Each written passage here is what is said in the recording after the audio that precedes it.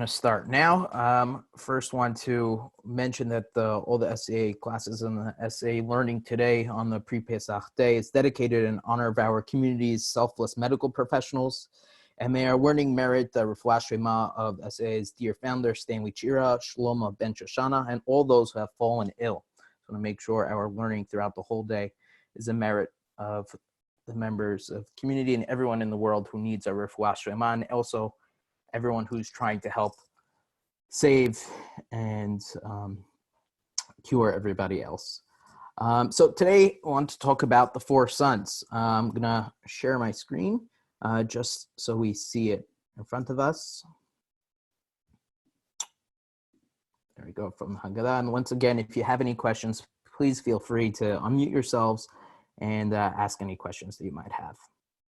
So we all know the Haggadah says, Baruch Makom Baruch Hu, Baruch Shnatan Torah L'Amo Yisrael Baruch Hu, Keneged Arba Banin Dibra Torah. The Haggadah says the Torah talks about four different types of children. We have the Chacham, the Chad Rasha, the Chad Tam, the Chad Shenei Odeh V'Shol. Categorizes in four different types of people, of children. One who is wise, one who is evil, one who is innocent, one who doesn't even know how to ask.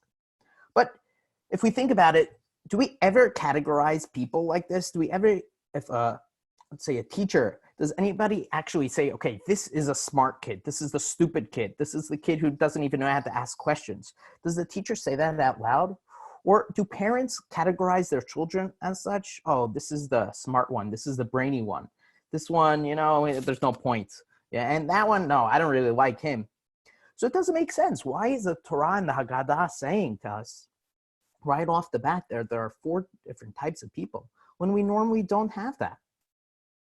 And, you know, and we shouldn't be doing that. Even if parents or teachers do that, it really shouldn't be. It's not properly done. So we have to really think about why the Haggadah is doing this, why the Haggadah is pointing out that there are four different types of people. And we actually read them, and we're going to read them and see where the Torah comes up with these questions, where the Torah comes up with these answers. Could we really discern which child is which child is the wise one, which child is the smart one? Just looking at their questions, it doesn't necessarily make sense. So today, in just a short while we have, I want to figure out, where do these children come from? What do they stand for? And then if we have time, I'm going to even delve deep and pose multiple questions on this, because if we look inside, Haggadah has been around for hundreds, thousands of years. It's one of the oldest running books that we have, and constantly being formulated and differed over time. But if we look at the Gemara and the Yerushalmi and the Mechilta, there are different versions of these questions. There are different versions of answers, and we'll see if we could delve deeper in them. So if we just quickly look over what the Chacham, Rasha, Tam, and Sheno Yodeh Lishol, let's look at their questions so then we could delve deeper, just to give an overview. Chacham Mahu Omer.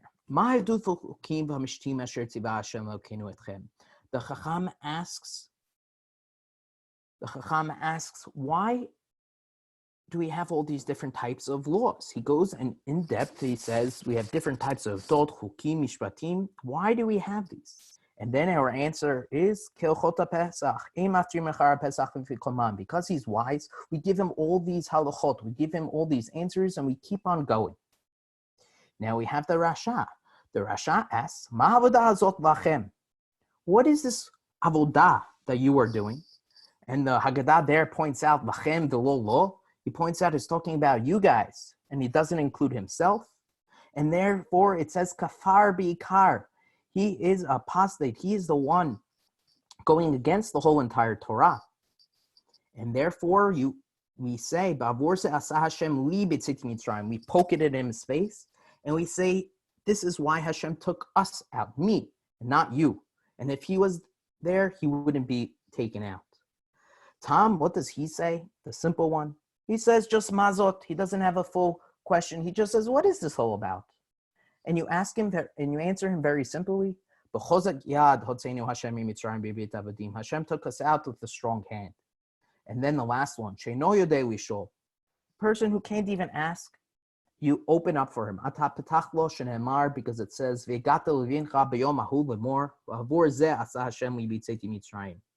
you open up for him and you say, this is why Hashem took us out. If you realize, which we'll get to a bit later, it's very similar to the answer that's given to the Rasha. It's kind of the same answer, which is interesting, and we'll point out later. So we have 4 different types of people, 4 different types of sons, asking 4 different types of questions, and we get 4 seemingly different answers. Now, the Haggadah takes this from somewhere. They take it from the Chumash. And the Chumash in Dvarim and in also Shmot tells us that your children are going to ask certain questions. Your children are going to ask certain questions of you, and it gives some answers to give. But if we pay attention, the questions that are asked in the Chumash and the answers that are given don't necessarily line up with the Haggadah. They don't necessarily line up with the 4 different children. But let's take a step back. So we said there are 4 different types of children, and we said we don't necessarily categorize people that way. And why does the Haggadah give these 4 different types of people? So they must be coming from a different place. And when we answer somebody, especially as a teacher, I always think about this. When we answer somebody, when they ask a question, we have to be very careful of what we answer them, because our answer could influence their thought process, and also more importantly, what everybody else has to say. So when the Haggadah first brings up the Chacham and gives him all the halachot, we have to be thinking, what is everybody else thinking? And then when we give him the halachot, the Chacham, then the Rasha starts thinking, hey, I heard about all of this. I got all the halachot, but what does this mean? Why are we doing all this? I know I have to do all these halachot. Why is it important? Why are we doing this? What is this avodah? Later on, all the others are also asking, yeah, I got this fighting now, but okay, give me the point. Give me the answers. There's always that kid that just wants to know what's on the test. And then there's the kid, in the back, he doesn't even ask questions. He doesn't care. He's just going to copy the notes at the end. Get the notes from somebody that you have to tell him, no, this is what we have to do. You have to open up and tell them that it's important. It's not just because of the test. So when you ask and answer a question, you have to think about what everybody else is also thinking. Because sometimes you have that self-fulfilling prophecy when you say, oh, this person is smart. This person is not smart. I'm going to answer him, and then that's fine. But you also have to think about everybody else. Now, Chachamim describe these different types of children in different ways and try to give different reasons for that. One of the reasons they come up with, it's different stages of life. If you think about of how we think and how we develop, we have different stages of life. And it's actually the opposite. We start out unable to ask. We accept the world as given. When somebody tells us something, we believe it. We don't ask any questions. But later on, we start to be curious. A child starts to be curious. He starts to ask questions. Now, this child doesn't have ulterior motives. They just want to learn. Then we have the challenging time, teenage years, high school years, when they become rebellious. They want to know more. It's about self-exploration. It's not necessarily that they're wicked, that they're bad, but rather they just want to know more. And they're questioning themselves. They're questioning the beliefs. They're questioning different things. And then finally, the higher stage is wisdom, is when you internalize all that knowledge and you say, yes, now I really understand it. But something that I saw very interestingly, when we describe a Chacham, when Chazal describe a Chacham, they don't just say Chacham, smart person. What do we say? Talmid Chacham. Because we believe in Judaism, it's not, you can't just reach that highest level that you're a Chacham now. That's it. You know everything. You have to be a Talmid Chacham. You always have to be learning more and want to be learning more. So one way of understanding this is stages of life. Starting out unable to ask, then you get curious, you want to know more, then you're challenging your beliefs, and then finally you internalize them, which is a great way of understanding it. We could also understand the different types of children as different types of people. Some people ask questions because they want to hear the answer. They want to really know. Others ask questions because they don't want to hear that answer. They say this, they say that, but they really don't want to know, but they're just asking. Some people ask because they don't understand. They don't understand what's going on, so they're just asking questions. And then finally, some people don't even ask. They don't even ask questions because they don't even understand what they don't understand. They're so confused. So if we look at different types of people, they ask different questions because they're coming from different places. And then finally, the Avudraham actually says this, we can look at them as their knowledge level. Some people know more, some people know less. So the Chacham knows more, and Shonei Olishol knows less. And the wise is also on top because he does know more, he does understand the halachot, but his question is not about the halachot, but rather why we're doing them. So if we look at all the different 4 children, we could see that they're coming from different places, either different stages of life, different types of people, different knowledge levels. And we should be thinking about, now, what do they really want to know? What are they really asking? And if we break it down, let's go back. If we break it down, we look, the Chacham, he's asking particular minutia of the halachot. He's saying, Mahadot v'chukim v'mishtim asher tziva Hashem Elokeinu etchem. He's breaking down all the halachot into 3. He's saying, He'edot, the testimonies, the things that we do because we remember that there's Pesach, the things that we do because we remember Shabbat, Hashem rested on the 7th day. Chukim, the laws that we don't really know the answer to. Shatnez, Pasar v'chalav, things that we don't necessarily know the answer to. And then Mishpatim, the particular halachot of justice, of things that you have to do right to your fellow man. And the Chacham takes all of this, takes all the halachot, and asking particular minutia of all these different types of things, which breaks it down because he wants to know more. Then, we'll get to the Rasha. But if you look at the Rasha, remember what the Haggadah said they didn't like about the Rasha? That he said, Ma avodah hazot lachem, lachem v'lo lo. He says you, and he doesn't include himself. But if we look at the Chacham does something similar. He says, Ma adot volkim hamshritim asher tzivah Hashem Elokeinu etchem. He also says you. He doesn't include himself. So we always chastise the Rasha for excluding himself, but the Chacham is also possibly excluding himself too. Now, when you're seeking knowledge, you have to be thinking of why you're seeking that knowledge. Are you just seeking the knowledge for knowledge's sake, to be more academic just to know? Or are you actually internalizing it? Now, the Chachamim, because they want to whitewash certain things and leave the Chacham as him and the Rasha as him, actually say that because the Chacham says, Siva Hashem Elokeinu etchem, there he says, okay, he's internalizing Hashem Elokeinu. Then he's really saying, so etchem is not really separating himself because it has Elokeinu.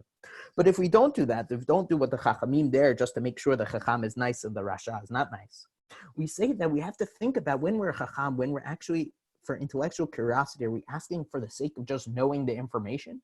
Or rather, yes, knowing the information and then internalizing it in our lives. Now, let's go to the Rasha. I have a lot to say about the Rasha.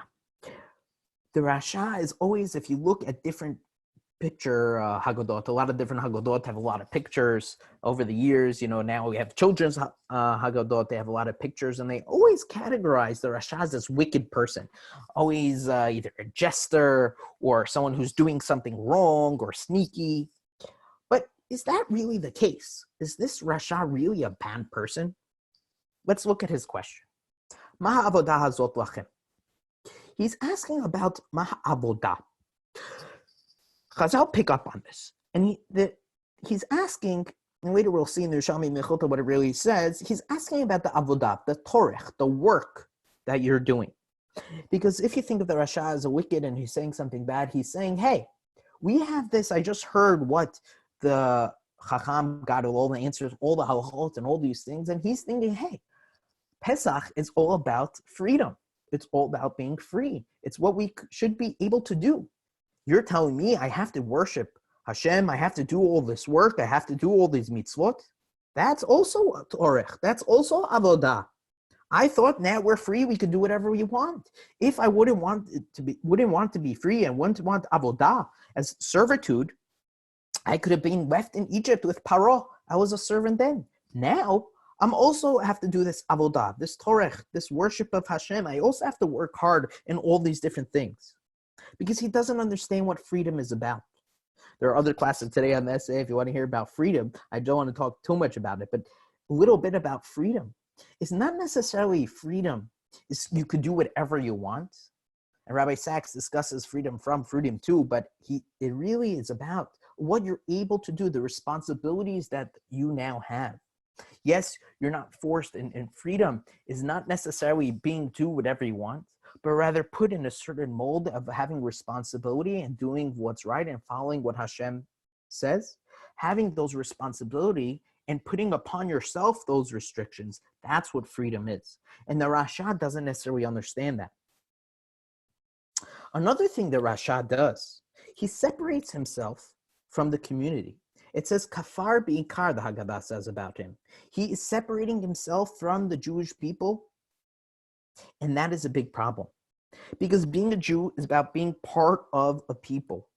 We look about Geirut, if you look of what converts are supposed to do, whether you accept them or not, what they're supposed to do, there are 2 points. Okay, one, you have to accept all the halachot, all the Torah, everything that comes with being a Jew in terms of the mitzvot and what Hashem commands you. But also, and more important possibly, is accepting yourself as part of a people. You can't say, okay, I'm going to keep all the mitzvot, but then I'm going to walk in the street, I'm not going to be Jewish. I'm not going to be part of the Jews all around the world. Being a Jew is not keeping mitzvot and also being part of a people.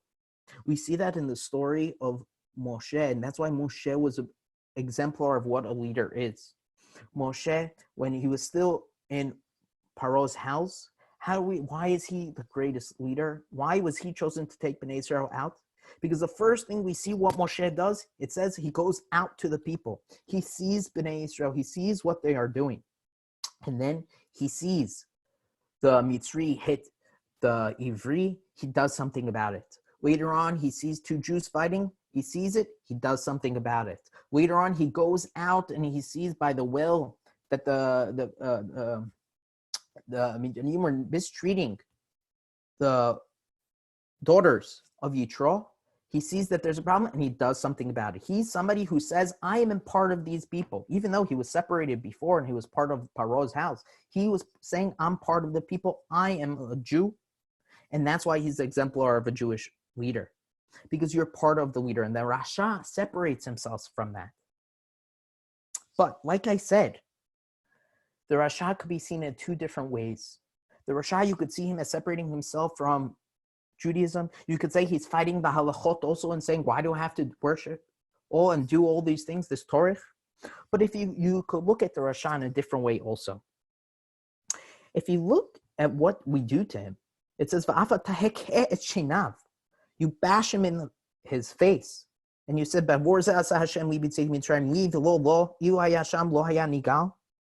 you bash him.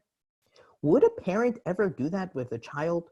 Would a teacher, a kid ask a question, would he punch him in the face and push him out? If you know you're already dealing with this rebellious child, this curious child, this one who just wants to figure out what's what, you wouldn't bash him. That's the worst way of treating somebody. You don't push him away even farther. You try to bring him in. So why do we do that? Why do we push him away? Why do we punch him in the face? Why do we push him and say he's not going to be part of this? We should be forgiving to him. This, I've only seen it with Rabbi Sachs. He actually looks at this. Where is this concept from? Heked shenav. It's very weird. We don't see it that often. Oftentimes we see different responses, but Heked shenav, why do we use that? He says this pasuk, where is it from? It's from Yirmiyahu. Hezkel also mentioned this, but from Yirmiyahu. And just in English, it says, when the father eats sour grapes, the children's teeth are set apart. He says this is related to what the parents do. And possibly he's saying that the Rasha is only saying this, and this is the defense of the parents, but it's not right, he says, that it possibly is the parents' fault. What does that mean? Parents' fault? he says that the Rasha, yes, he gets it, all the halachot. He understands all the halachot. But his question is, Ma havadot hazot lachem. He's asking the parents, okay, I get this. I get you have to do it. But what does it mean to you? What meaning do you take part in this? Do you invoke or you do all these halachot, and does this change who you are as a Jew? What meaning does Judaism have for you? And possibly he's not seeing it in his house. That's why he is saying this. He is saying that he wants to understand the meaning. And when you answer the Rasha, it should be to show your love for Judaism. It should be to show why you do this, to show your love for it. And that's how you really should be answering somebody who's possibly rebellious or possibly doesn't know and pushing things away. You should show them why you love it, why you care so much about it. And when you do that, then he's going to come around, then he's going to love it himself. I'm going to skip the time for a moment. We'll get back to it. But let's look at what we do for him. You open up to him. Because he doesn't have to ask, you open up, and we use the pasuk v'gata vincha because all the other one says v'amarta because he asks a question. Here they don't ask a question, so you have to tell him. Because the task of education is to teach a child to be open to anything.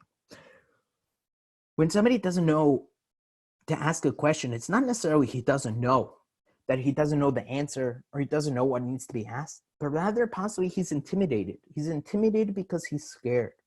And we learn from this Haggadah that we should be opening his heart for love of knowledge, opening his heart that it's okay to fail, it's okay not to know the answers all the time, but we should be opening up his heart, opening up his mind in order to, so he can fulfill the questions. Now the Haggadah says, yes, it's all about questions, and that's why we do certain things. We take the seder plate away, we put up the matzah, we hang things up, we put things around. We want children to ask questions. This is what it's all about. And even if we can't ask questions, we have to open his heart to want to know more, want to seek knowledge. That's a real understanding of these four different types of children. Now, I want to take, we have some time, so I want to take a look at the different in order between the Chumash, the Yerushalmi, and what we can learn from them. If anyone has any questions for what I said so far, please, unmute yourself, ask any questions. More than happy to answer any questions. We look at this, we said the order of the Chumash, the actual questions of what they say is different than what we see in the Haggadah. In the Chumash, we says the first question says, Ma avodah zot lachem. We actually see the question that the Haggadah uses for the Rasha is first up in Shemot in terms of order. Then we got to the Bincha B'yomahu. That is the answer that we give to Shenoid Shol, and also the answer we give to the Rasha. Then we have Ma'azot. Then we have the question that the Tam answers. If we look at Rashi, very interesting on Ma'azot, he changes something and he bases on the Gemara. He uses the word tipesh because the Yerushalmi also uses the word tipesh. It says somebody who's not necessarily Tam, who's simple, but rather tipesh, that he can't really get the full understanding. And finally, we have in Dvarim the question, those are the question that we have the Chacham answers. But I want to look in the Yerushalmi. And we see, like I said before, the Yerushalmi does not necessarily correspond to what the Haggadah says. It starts off the same, that Kenei Arba Banin Tibra Torah ben Chacham ben Rasha ben Tipesh ben Sheno Yedeshol. Again, it uses the word Tipesh instead of Tam. But here it says, Ma ben Chacham ma hu omer, ma hu duf chokim mashtim asher tzveh Hashem Elokinu, ota af ata omer lo bechozek yad yitzinu Hashem eretz ben beit avadim. He says, the Chacham asked the question, the same question we have in the Haggadah, but if we look at the answer is different. The answer is the same answer that's given to the Tipesh of what they call it, or the Tam. So if we think about it, is the Chacham really Chacham? Or is the Tipesh really Chacham? It begs the question. And if we think like I said in the beginning, when you ask a question, are you asking it for the pure sake of knowledge, or you have some ulterior motive of what you're getting at? And if you don't have that motive of internalizing it, etchem, remember the chacham could possibly also be etchem, pushing it away just for academics, then that person is possibly a tipesh. That person is just not worth answering him. You give him a simple answer. The Rasha, ma avodah hazot lachem, here it adds the word ma hatorech hazeh, she'atem matchim elene b'chol shana v'shana.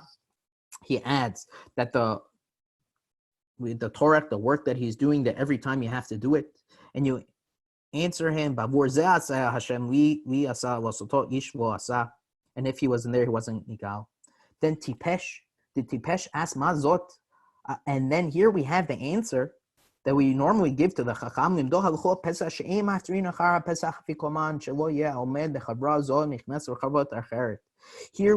we give him the answer that we give from the Haggadah, all the different halachot, because this tipesh is the innocent one.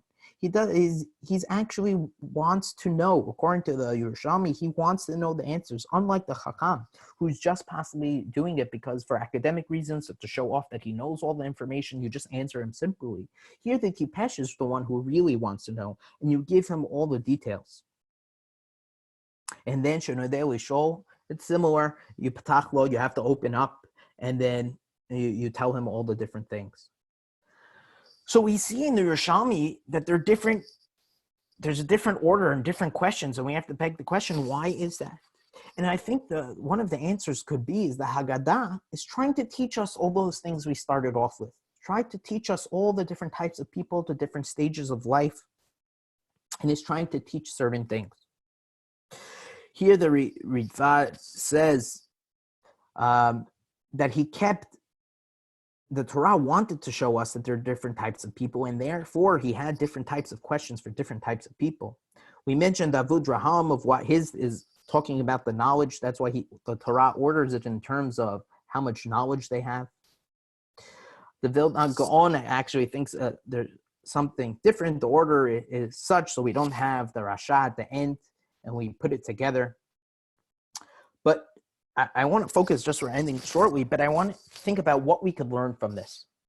I saw actually something very interesting. The Haggadah starts out, this part is talking, the Torah, Tibra Kineged Arba Banim. If we look at the Milah, the word Kineged, it could be talking about the 4 different types of children. But if we look at what Kineged could also mean, it's against the concept of 4 children. The Torah is possibly saying that we're against this concept that there are 4 different types of people and they're stuck in their ways and they can't change, but rather each person possibly contains this one type of person. One person actually contains 4 different types of people.